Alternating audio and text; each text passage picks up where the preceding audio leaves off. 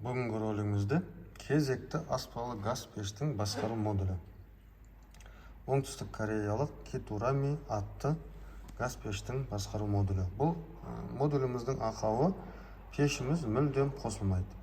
Ешнәрсе жанбайды, ешнәрсе айланбайды, жалпы тіршіліктің нышаны мүлдем жоқ. Бұл ақау сол свет электр қуаты жанып өшкеннен кейін пешіміз осындай ақауға жолыққан. Енді жалпы тексеру барысында бұл басқару модулінің қоректендіру блогы, жаңа ақау осы қоректендіру блогында екені анықталды. Анығырақ айтсақ, осы қоректендіру блогының жүрегі шим контроль дейміз. Сол кеткен екен, мінекей толықтай ауысты. Шим контроллеріміз және диод шотки.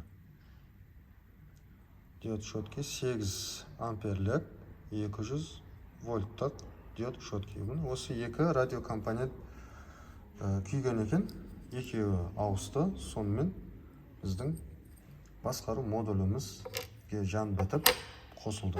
Қазір қосып тексеріп көрейік. Бисмиллах деп, қане.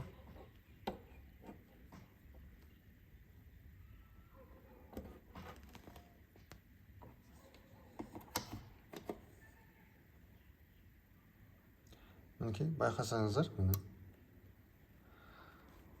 басқару модулі қосылды, релейінің қосылғаны естілді, тық етіп, және мына бір жарық диоды жанып өшіп тұр. Осымен жөндеу жұмысы аяқталды. Ролик пайдалы болса, лайк басып, пікір жазыңыздар, таныстармен бөлісіңіздер. Келесі жолыққанша аман сау болыңыздар.